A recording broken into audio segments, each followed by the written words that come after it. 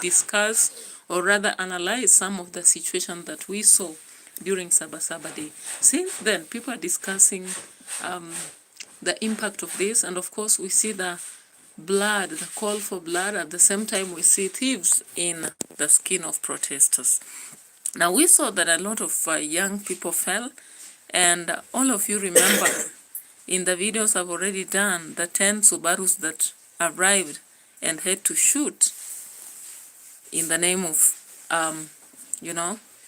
ensuring that they forcibly stop the protesters from protesting.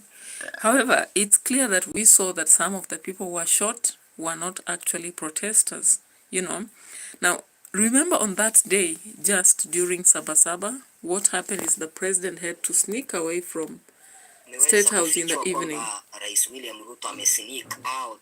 Now, if you look at this, for example, I want you to look at this video very well. This is State House.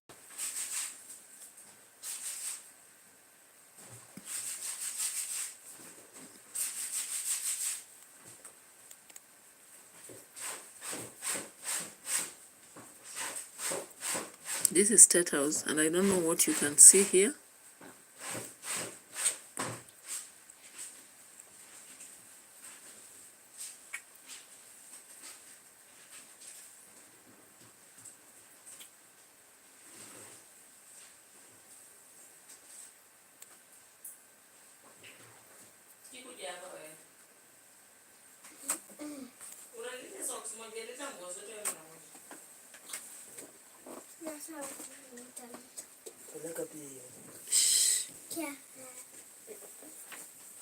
So you can see actually that here it was State House, and the president had to move out during this hour,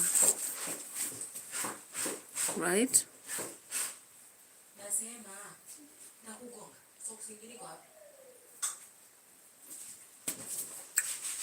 Now we see that. Did you see?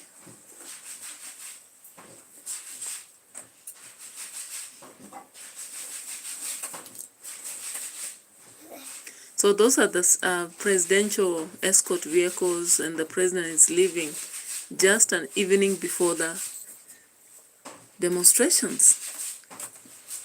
Now remember, the president has made a habit of exiting the country when demonstrations are looming. Now our question is it possible that he understands? Does he understand what will happen? Maybe because of the instructions given. Does he fear that State House will be invaded? However, we've seen already the barricade of the State House, in fact a barbed wire around it to protect people, or rather prevent people from going in. And I heard some people asking, even if you struggle to go in, then what? Once you get in, then what? What will be the next, right? Now let's see here.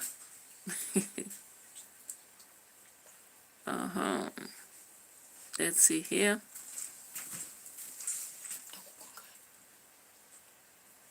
To understand the aspect of blood.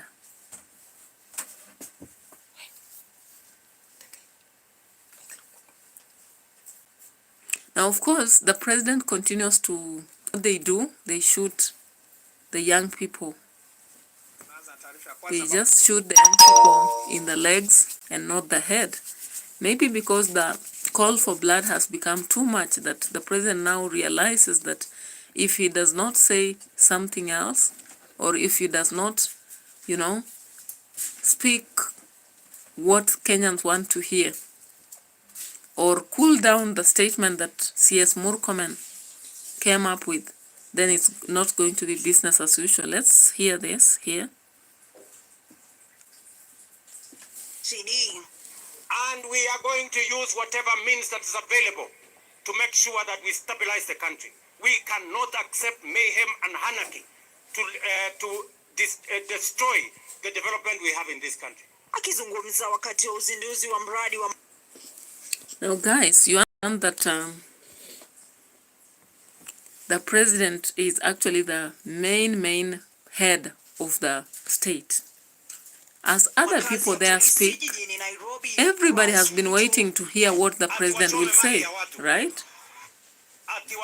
And now the president has to create a way to prove to the people that he is not just quiet. Remember, he was so quiet for long until people are like, why is the president quiet? Now the president reverses the CS Murkomen's order to shoot and kill, and this is what he said, that people will not continue to burn, loot, and hoot. And so in his own hooting, this is what he had to say. Fujo. Ati wapange maandamano. Ati wachome mali ya watu. Ati walete maafa Kenya. Ati ndio wapindue serikali ya Kenya kabla ya 2027. Mimi nataka niwaambie wajaribu. Watajua hawajui. Combenes, the football. Allah. Rais Ruto sasa akiwaamuru maafisa wa polisi Combenes, the football. Do you think he will go? He's saying he's not going anywhere. And in fact, his people have said that they'll not allow one term because the former presidents were going for 10 years. And when they say such a statement, you know, it seems they are so confident and determined to do what they have to do. This means that there is a call for blood. However much on the camera we are hearing President telling us that he is not going to allow people to continue and they'll be shot in the legs. What do you think he talks behind the cameras? And of course he comes here and says Allah. Allah, for those who do not know, maybe in the Kenyan situation is like, you know, like what Wellington was saying in Jamaica, war after war, you know? That's exactly what he's saying. Because when he says Allah, it's like, what the hell are you telling me? That is exactly what he's saying. So Combones, the football, welcome on board, and 3 other people there. You can give me a like on the video as we proceed into this analysis. Of course, we are doing an analysis thoroughly to understand the aspect of call for blood by the leaders, or rather the people we really trust that they wouldn't do that. And on the other hand, the protesters turning into looters. Some of them, of course, become goons because we don't understand where they come from, while others are just idlers who don't want to protest, but they want to loot. And therefore, they destroy the main intention of the Gen Z. It becomes a different business. So give me a like as we proceed into this discussion. Thank you so much. During the day, I've had a lot of work, and therefore, I was also even traveling. I didn't make it to do any vlog. So let's do this analysis. I really welcome you to participate, just like Combanese the football has done. Welcome on board. Kuchoma biashara ya mtu mwingine. Mtu ambaye anachukua moto, anaenda kuchoma biashara ya mtu. Anaenda kuchoma mali ya watu wengine. Mtu kama huyo apigwe risasi miguu, aende hospitali, akienda kotini. Yes. Wasimuue, lakini wapige hii miguu ivunjike, ndio aende kotini, ndio aende hospitali, akienda kotini. Now, Ruto went forward to also point out Benson Kamau akwende huko. Okay, thank you so much for your contribution. Now, that is what he said. Imagine. Now he is trying to pretend that he is actually not interested in the killings. Yet all along, people have been talking, questioning why the police are doing this, and he has not been talking. So, of course, you remember UN has come out to ask why things are becoming so tough. Sharon Akinye, hi, welcome on board. Give me a like on the video, thumbs up. Benson Kamau, give me thumbs up. And Combenes, the football, and any other person who comes on board. So he has decided, ladies and gentlemen, Ruto has decided that now he'll shift the narrative from shoot to kill to shoot to break their legs and let them go to court. Now I'm wondering if these people are shot in the legs and they become lame, even if they are taken to court. Yeah? Even if they are taken to court. What is this that will actually serve the purpose, you know? People are simply asking for the accountability. Accountability, transparency, and growth of the nation. That is what people are asking for. Now, remember, the opposition has revealed some information. They have come up to say that there are specific communities targeted. If you look at the trend of those who have fallen, those who have been arrested, they are purporting that it's possible people from Mount Kenya have been targeted. Now, I saw now everybody coming to the streets and saying, we are all Kikuyus. Kenya is Kenya. So everybody was like, we are all Kikuyus. Why? Now, people want to remove this narrative of tribal, so that politics in Kenya should be tribalist, right? Now, let's see here, because we had some videos here. Remember, Nyamira North residents had to touch down Itibo police post, right? Yeah, they did that. Now, one question is, why did we have Subarus? Why did we have Subarus? That is the question. Let's just look at this.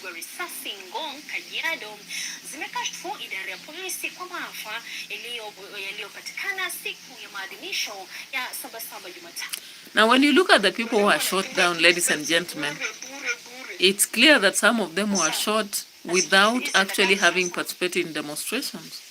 Some, like the young girl of 12 years who was shot, yeah, did not participate in demonstrations. She was a little girl in the house. We saw another case of Kahawa West, a lady, not Kahawa West, was it Roysambu? A lady who showed us a bullet that had gone through the window.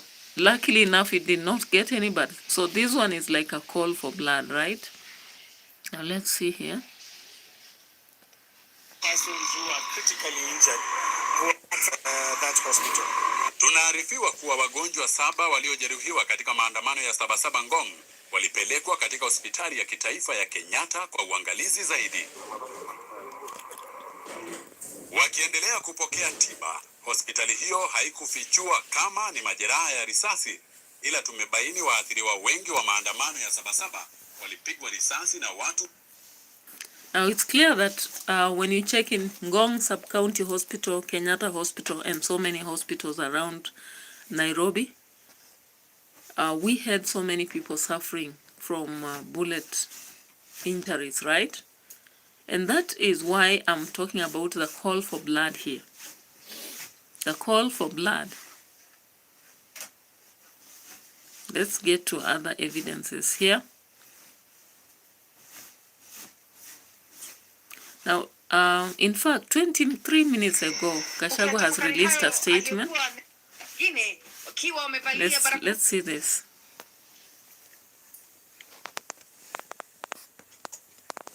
Kuficha nyuso zao. Mko tayari? Thank you. Kulingana na aliyekuwa naibu rais Rigathi Gachagua, maafisa hao ni sehemu ya kikosi maalum kwenye polisi na idara ya ujasusi ambacho rais aliidhinisha kubuniwa kwake ili kukabiliana na wakosoaji wa serikali. Squad of 101 people was formed when I was still in government.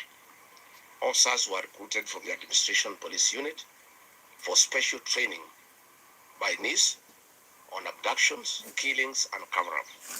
Kiongozi huyu wa DCP pia alidai kuwa kikosi hicho kilionekana kikiwafyatulia risasi waandamanaji hasa maeneo ya Kiserian na Kitengela. The people of Kenya are more angry than you are. They are angry because you have overtaxed them. There is wanton demonstration. Gachagua hata hivyo amemsihi Ruto kutoongoza taifa kwa kiburi, akikanusha madai kuwa viongozi wa upinzani wamepanga njama ya kuipindua serikali. Now looking at what Gachagua has just released, no matter what, you know, some people come up and say that this, like I saw in on Ikonini was saying that we cannot trust Gachagua to lead because he was in this government and he participated in this. However, I want us to look at the situation whereby we are seeing what we are seeing, the taxation is high, the life generally is bad, and the kind of people that have died, and in fact, the leakage information that Gachagua has given to us, ladies and gentlemen. He mentioned about this squad that was formed specifically to kill, right?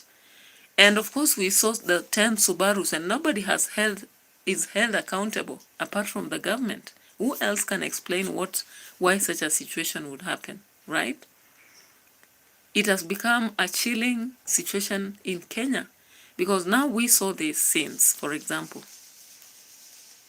Let's see these scenes here.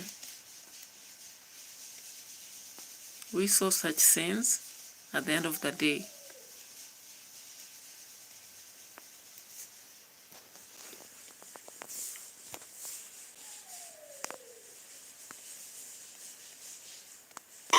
In the wake of Sabasaba protests that left scores dead and businesses in the Mount Kenya region destroyed, the United Opposition Alliance has condemned President William Ruto for using the protests to settle political scores with the Mount Kenya region, and now warns Kenyans to boycott all businesses associated with the president and his associates, terming...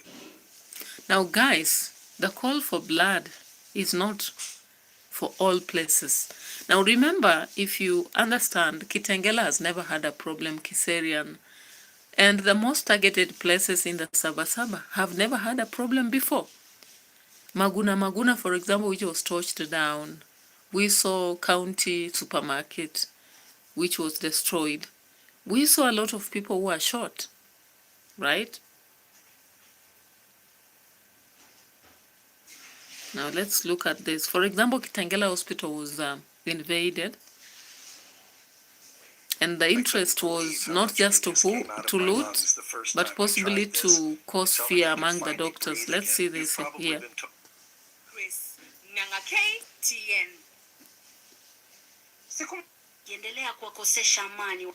Let's see what happened in the hospital. Wahudumu wa afya pamoja na wagonjwa katika hospitali hii. Tunakutana naye Daktari Sara Rashid ambaye siku ya tukio alikuwa akimsaidia mwanamke mmoja kujifungua kwa njia ya upasuaji. Simulizi yake ya matukio ya Jumatatu ikiwa ya kuhofisha na kuvunja moyo baada ya wahuni kukosa mipaka. Now, understand that the goons who were sent, whether it's by the government or whoever sent them, they invaded even hospitals such as Kitengela. And in the process, the normal processing of even helping the sick was affected. From one of the doctors who explained what happened, for example, Sarah Rashid was attending to a patient who was in a theater on operation, on delivery. And of course, it was very traumatizing for her because she could not attend to this patient well. At the same time, she watched like the patient going through a tough time, but at the same time, she was affected, you know. Now let's get to another situation of how the 10 Subarus invaded and began shooting. I had this video here.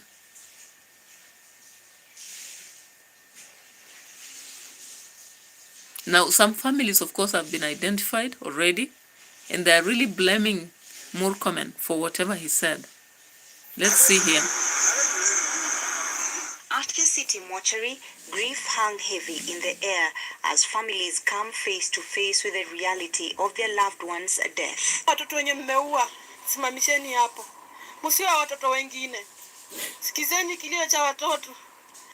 Pamoja na mkono wake mwingine amepigwa risasi. Faith says Elvis was her only hope and now all is lost. Kwa t-shirt ya white na jamaa anatembea tu poa. Kijana hata anauliza tu walai Maulana mbona amenichukulia huyo. Kwa wale marafiki nimeshaipatana nao tangu nizaliwe. He was my best. Also from Kangemi, Sabina Tabitha is left in despair. Her husband, the family's sole breadwinner, was shot dead right outside their gate. She says he was not part of the demonstrations and she's now left to care for their 3 children alone. Askari tu akawaambia kutoka mbali akawasotea akaambia mzee enda kwa nyumba. Ndio wanageuka tu hivyo aenda kwa nyumba na kushutiwa. Hata huyo mwenye walikuwa naye ameumia mkono. Sasa watoto nimeacha nitafanyaje? For the family of Paulo Makori from Riruta, life will never be the same again. His brother, Cosmas Murembe, says Makori, a carpenter, was on his way to buy airtime when he met his death. Mke wake ndiye alikuwa naye kwa nyumba akasema alitoka kununua credit. Ndiye akaweza kukumbana na askari na akabiwa risasi. According to Hussein Khalid of Vocal Africa, the bodies identified so far are from Riruta, Kangemi and Githurai. He says all victims were shot from behind and posed no threat to police officers. We have one from Kahawa West, we have one from Buruburu, and the fifth one is now from we saw Githurai. a case in these videos. Of course, in one of the videos, we saw somebody who had been pulled, you know. There was a scene of somebody being pulled on the ground. And that was very traumatizing.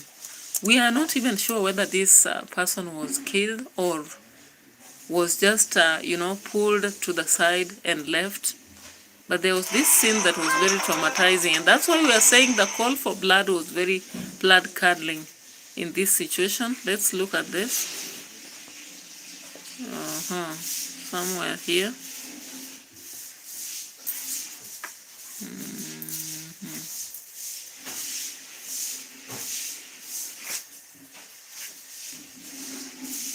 Yeah, so guys, the call for blood was too much during that demonstrations. And of course, we saw a lot of people falling, young people, people who had just come from their houses. I don't know why even they had to leave to go buy credit, because at such time, it was quite a dangerous process to take, you know.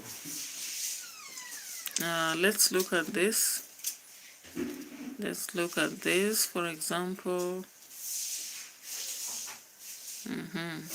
Here.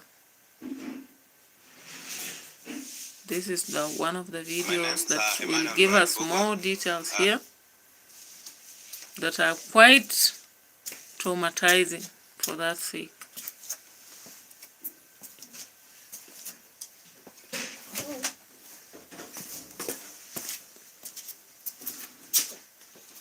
Now let's look at this one here.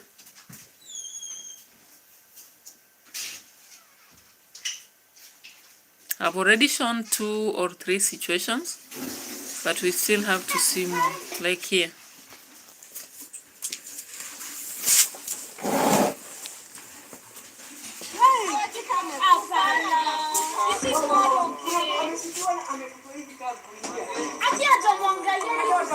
I hope that gentleman did not die. We don't need more statistics being added on. Now, we also saw a situation whereby an old man was being beaten by the police on that evening. What was this exactly? Let's look at this.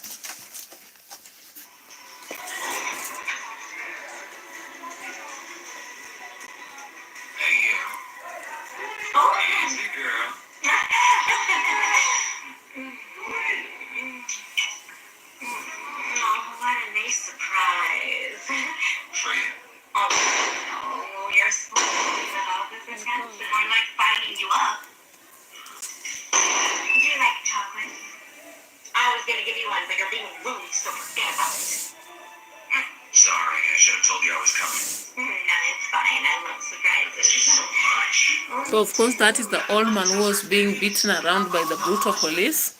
Possibly they thought of killing him and left him. Now we also saw this one in Kitengela.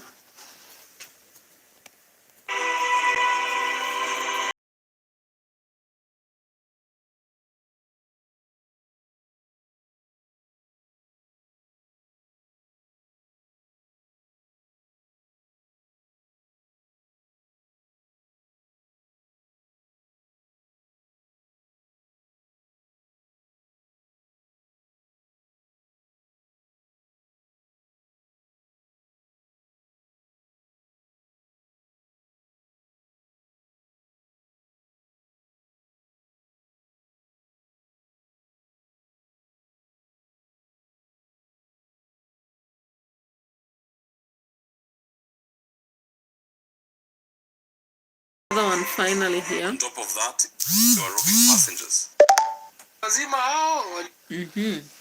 Now guys, if you look at those few examples, because the examples were so many, if you decide to show actually the fatalities, remember that we had this girl, 12-year-old. But tonight, The 12-year-old, I didn't just have time to show this, but the girl of 12 years old known as Bridget Wainaina had to die in Kiambu, a very little girl. The mother was traumatized, in fact. Lucy Ngugi steps out of what she thought would be a place of safety for her family, now forever marked by tragedy. Just yesterday evening around 6:20 p.m., Lucy was in the living room with her 12-year-old daughter Bridget when a strange, sharp sound pierced the air.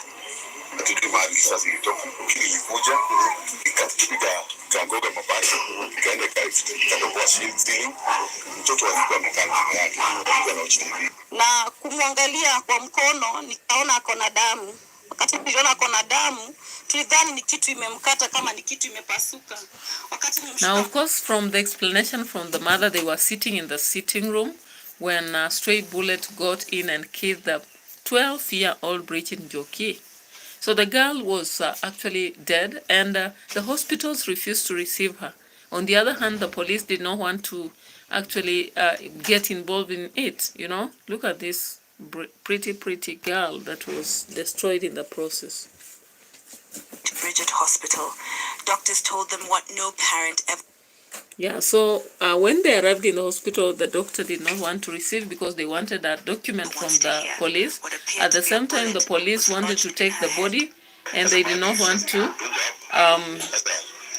anything to do with the recording. You here on The Explainer with our coverage of the aftermath of the Sabasaba protest that turned deadly. Now, shadowy figures behind this lethal deployment. Now, when you look at what happened, guys, ladies and gentlemen, I'm taking my time, and I don't want actually to pour emotions. I just want to be composed and have a critical look at this. Have you also an opportunity to see what happened and think about it? Now, see, for example, here. Warning that it violates court rulings and undermines.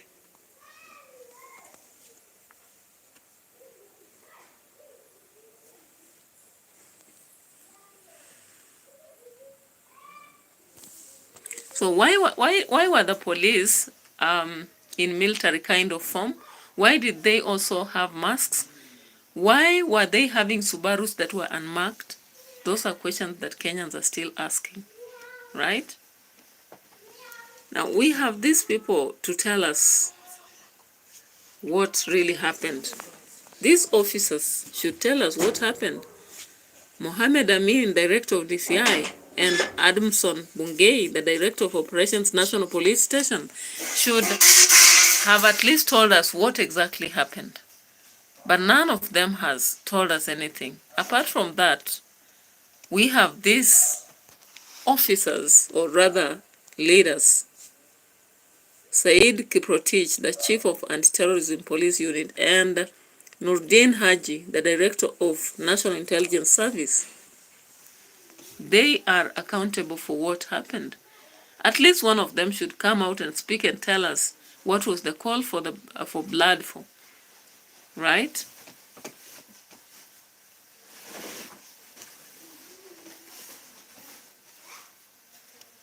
William Ruto himself. Mimi nimeamurisha juzi ivunjwe ile ilikuwa inaitwa special sijui nini ya police. Look at this. Now, Ruto comes out and says that he has called upon the squad to be broken down. I'm not sure about that because we still see the call of blood. Let's see this. President William Ruto himself. Mimi nimeamurisha juzi ivunjwe ile ilikuwa inaitwa special sijui nini ya police ambayo ilikuwa inaua wa Kenya kiholela. Usalama ilikuwa imezoroteka. Watu wanapatikana kule kwa sijui Ribayala, sijui watu wanapatikana huko wameuliwa kiholela. But their recent actions suggest a chilling comeback. Just days after a now retracted but suspicious shoot to kill. Now, guys, the shoot to kill from Murkomen, all of you had saw that video when Murkomen students said people should be shot and they die. You know, he twisted it and said, if only you go to the police station. But ladies and gentlemen, he had already spilled the beans. out of emotions, he had come out and said that the police should shoot and kill.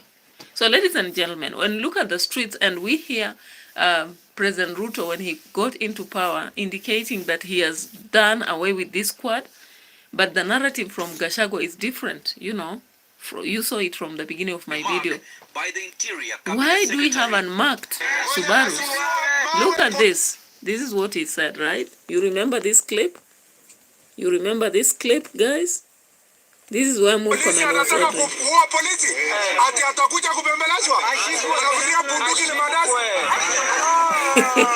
With over 20 recorded deaths from the Saba protests, questions are mounting. Do you know what CS Murkomen said? That guns are not mandazi. Imagine. And all this is what we saw on Saba, the call is for national land. Security or a sanctioned extermination of those with dissenting voices, with the opposition having previously sounded an alarm. A special squad of 101 officers set up and trained highly on abductions, torture and killings and cover-up. In some cases, bullets have even penetrated rooftops and apartment ceilings, threatening Kenyans in the Now guys, the call for death led some stray bullets to some homes, you know. Some people were waking up in the morning to find bullets by their windows, and it's only by the grace of God that they had found themselves alive. Now, remember the aspect of shooting, or rather call for blood, did not even scare some citizens from looting. How it ended up that some went to the streets specifically to loot. And I'll show you some examples here, some few examples will be here. Now, I thought about it and I was asking whether Kenyans are desperate, whether we thieves all through the country. Maybe are we blaming the president, yet all of us are thieves? Does it mean that if any of us gets an opportunity to steal, loot, we will do it? Does it mean that even when we change the government, we'll still have thieves within the next government? Because the typical aspects of the demonstrations on Sabasaba Day and even the other two situations proved that Kenyans have theft within their blood. Let's look at this example, for example. What Kenyans were doing during these demonstrations. So they were not just picketing, but they were there stopping trucks. Like here, it's on Nakuru Highway, right? And this is what was seen.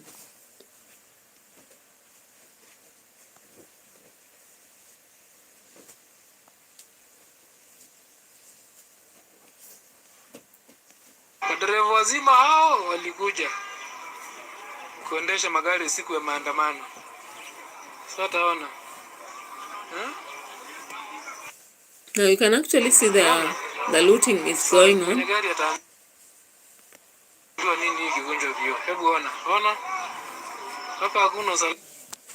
The looting went on roads as people stopped, buses and not buses but trucks and did that.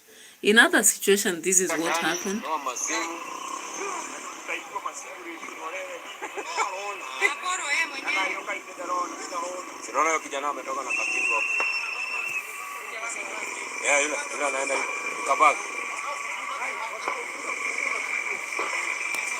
Yeah, so that was a situation of looting of some cars. We also saw this. We also saw some of the cases whereby people are stealing even gas cylinders. What the fuck? Really? Look, fuck! Also, kuna a lot of gases. Oh shit! To see? Angalia? Oh shit! Hata kuna mbili, that ni gas too. Really? Mali ya wizi wachana nayo. Utapika na hiyo gas unyongwe ukufe. So guys, people are looting all over, and of course you've seen David Wafula has shown it in some cases, and I also saw some, like the case of Maguna Supermarket. Let's check on that. Maguna.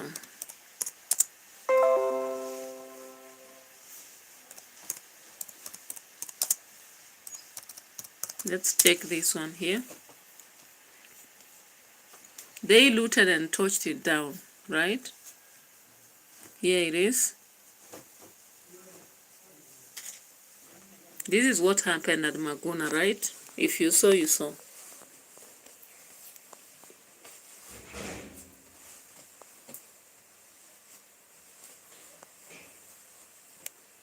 And this happened after people had looted the place.